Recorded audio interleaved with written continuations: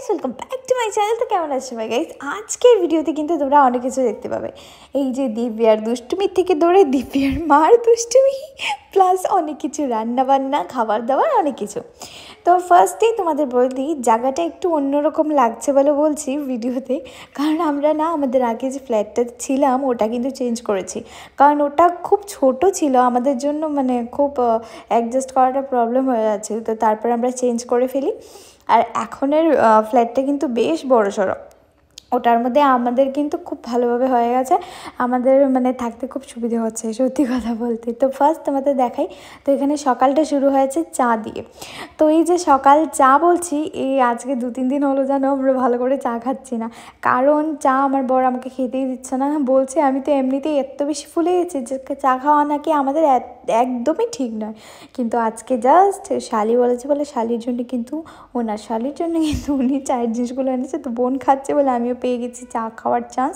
আর সেটা কিন্তু আমি একদমই ছাড়তে চাই না। তোমরা জানো আমার কিন্তু চা খাওয়ার খুব একটা ভালো অভ্যাস নেই, মানে আমি কিন্তু চা খাওয়া ঠিক এমন বেশি পছন্দ করি না, কিন্তু চায়ের সাথে যে অন্য কিছু থাকে ওগুলো খেতে আমার ভীষণ ভালো লাগে। চায়ের সাথে টাটা আমার ভীষণ ফেভারিট, আমি যতক্ষণ ওগুলো থাকবে সাথে যা আছে একদম ঝটপটের জিনিস সেগুলো আমার বেশি পছন্দের। তো ওগুলো যত সময় থাকবে আমি চাটা খাবো, না হলে চা কিন্তু খাই না, বনুকেই দিয়ে দিই আমি।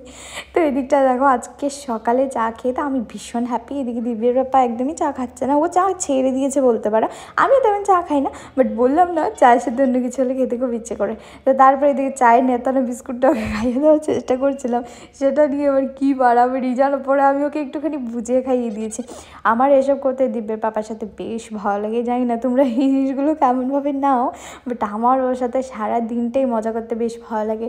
আমরা সবাই খুব এনজয় করে কাটাতে ভালোবাসি, সবসময় হাসি খুশি থাকলে আমার মনে হয় তোমার শরীরে যদি অসুখ বিসুখও থাকে তো তুমি মানে ওটা ফিল কম করতে পারবে। কিছুদিন আগে আমি কিন্তু খুব অসুখে ভুগেছি, সত্যি কথা বলতে এত ভুগেছি যে কী আর বলবো। থাক, এই দিনগুলো আমি মনে করতে চাই না, যার জন্য তোমাদের ভালো করে ভিডিও দিতে পারছিলাম না। তো তারপর এদিকটা দেখো দিব্যা ঘুম থেকে উঠে পড়েছে আর আমাদের চা খাওয়া কমপ্লিট হয়ে গেছে। তো এবার কিন্তু দিব্যাকে বিছানা থেকে নিয়ে আমরা চলে যাবো ওই রুমটাতে।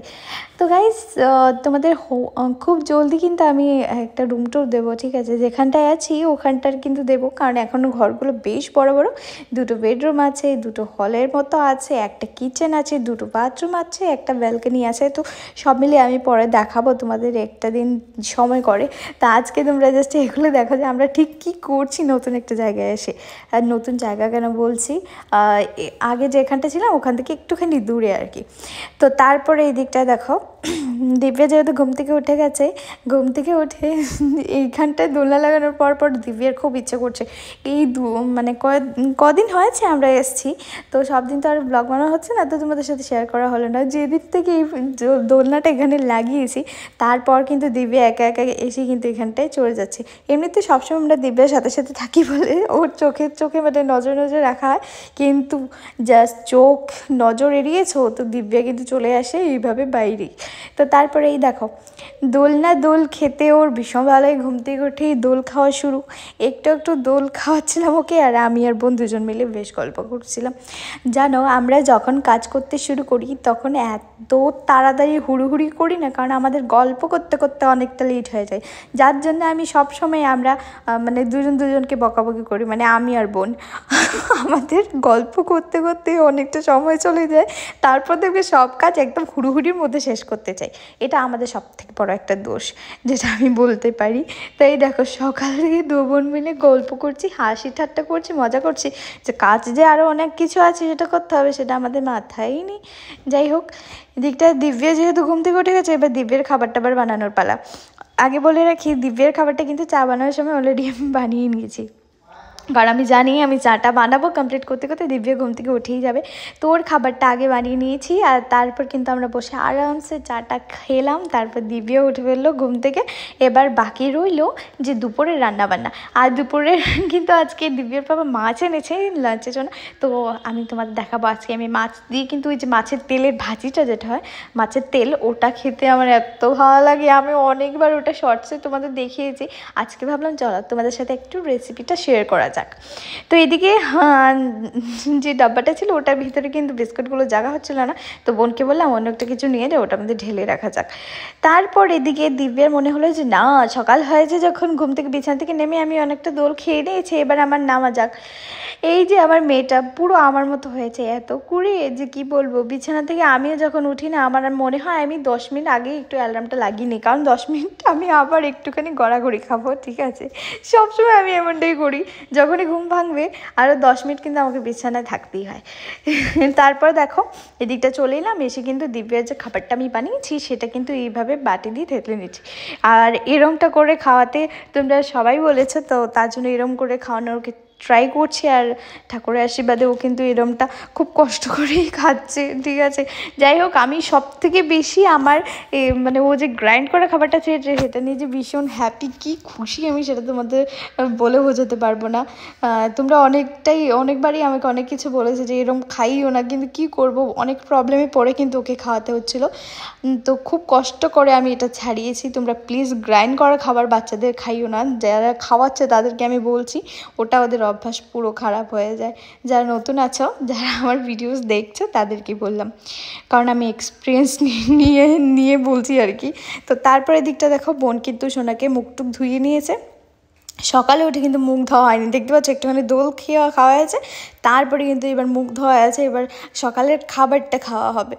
দিব্যা এমনিতে খেতে চায় না, এত মানে দুষ্টুমি করে, মানে ওকে নিয়ে বসলে কতক্ষণ লাগে এই খাবারটা খাওয়াতে। তার জন্য আমি ওকে সকালের ব্রেকফাস্টে বেশিরভাগই এরকমটা খিচুড়ির মতো একটা কিছু বানিয়ে দিই, আর দুপুরটা একটু হালকা পাতলা দিই, বা সন্ধেবেলা একটু হালকা ফুলকা কিছু খাবার দিই, বাট সকালটা একটু কিছু ভারী দিই ওকে। তো এই দেখো এদিকটা ওকে খিচুড়ি বানানো হয়েছে, যেটা আমি দিয়েছি। দুপুরটায় ভাবছি ওকে মাছের কিছু একটা বানিয়ে দেবো।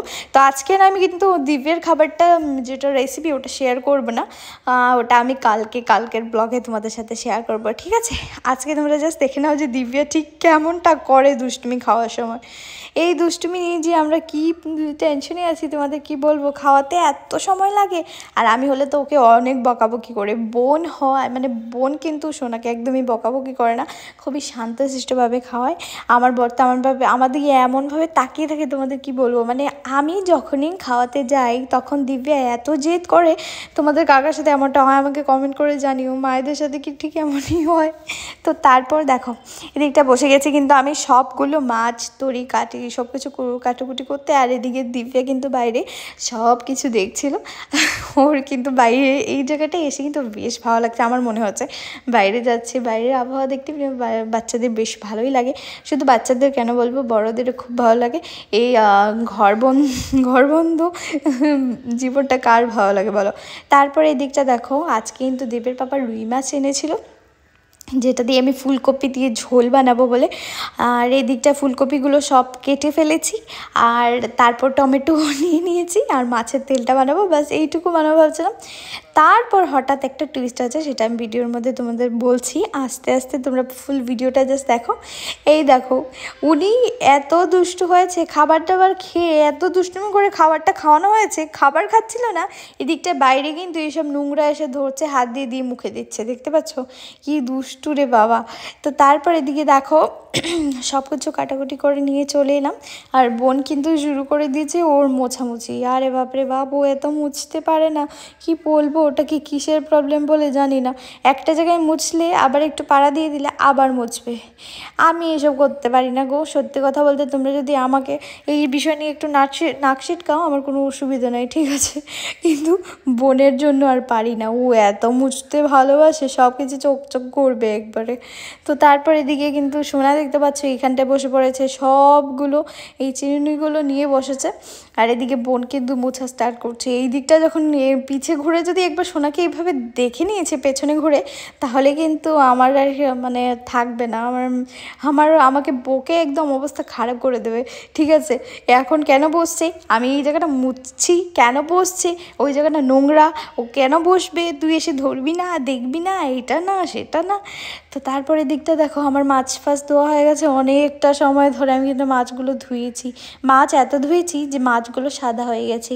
আমার দিকে তাকিয়ে বলছে এবার তো ছেড়ে দাও, আর পাচ্ছি না। তো তারপরে এই দিকটা দেখো এখনও বললাম না ঝাড় দেওয়া হচ্ছে মোছা হচ্ছে, ঝাড় দেওয়া হচ্ছে মোছা হচ্ছে।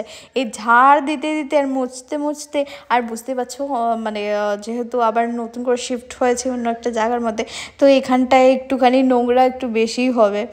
তো কয়েকদিনটা একটু ভালো করে মুছতে হবে, তারপর সব কিছু ঠিকঠাক হবে সেই আর কি। তো তারপর এদিকটা দেখো মাছের মধ্যে নুন হলুদ মাখিয়ে নেওয়া হচ্ছে খুব ভালো করে। আর এটা আমিই মাখাচ্ছি। নুনটা সবসময় একটু বেশি দেওয়ার চেষ্টা করি, কারণ না হলে আমার বর বলে মাছের মধ্যে একদমই নুন হয়নি। যে দিনটা একটু বেশি দেবো সেদিনটা বলবে আবার আজকে মনে হচ্ছে একটু মাছের মধ্যে নুন বেশি হয়ে গেছে। কোন দিকটা যাই বলো তো একদম পারফেক্ট মেপে আমি কীভাবে মাছের মধ্যে নুন দেবো সেটা তোমরা আমাকে কমেন্ট করে একদম জানিয়ে দিও, ঠিক আছে? তারপরে এদিকটা ফুলকপিটা ভালো করে ধুয়ে আলুর সাথে আমি কিন্তু নুন হলুদ দিয়ে ভেজে নিচ্ছি। এদিকে মাছগুলো ভাজতে বসিয়েছি, সবগুলো মাছ একে একে করে ভেজে নিলাম। সোনারটাও এখানে দিয়ে দিয়েছি, কারণ যেহেতু আমি লঙ্কা গুঁড়ো দিয়ে মাছ ভাজি না, তো দিব্যাটা একবার একসাথে আমি কিন্তু ভাজতে বসিয়ে দিয়েছি। তারপর এদিকে কিন্তু আমি মিক্সিতে গ্রাইন্ড করে নিয়েছিলাম মশলা, যেটা আমি ফুলকপির মধ্যে দেবো। আজকে কোনো সম্বাসী নেই, জাস্ট তেলের মধ্যে ফুলকপিটা মানে ভাজতে বসিয়েছি, ওটার মধ্যে কিন্তু এই গ্রাইন্ড করা মশলাটা দিয়ে দিচ্ছি। এখানে ছিল টমেটো, কাঁচা লঙ্কা আর একটুখানি আদা, ব্যাস আর কিছু নয়। তারপর কিন্তু জিরে গুঁড়ো, হলদি গুঁড়ো আর লঙ্কা গুঁড়ো দিয়ে আর এই জাস্ট নুন দিয়ে ভালো করে মশলাটাকে কষানো হচ্ছে, ঠিক আছে?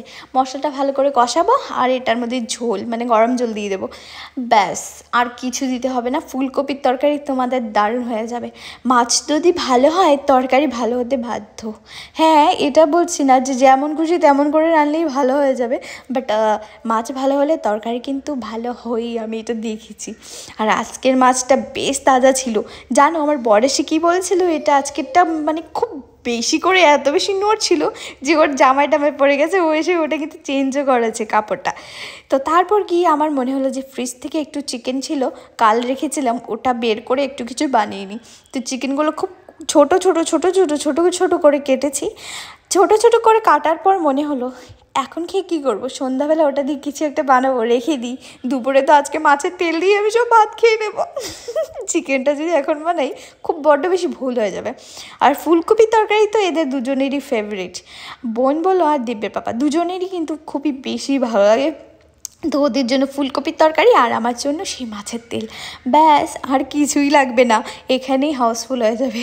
তো তারপরে দিকে দেখো আমার মাছের ঝোল পুরোপুরি রেডি বলে আমি একটুখানি গরম মশলা দিয়ে দিলাম। আর এবার কিন্তু আমি গ্যাসটা অফ করে দেবো, কারণ তরকারি আমার পুরোপুরি বানানো হয়ে গেছে। বেশি একদম ঝোল দিইনি কিন্তু একদম কমও দিইনি বলতে পারো।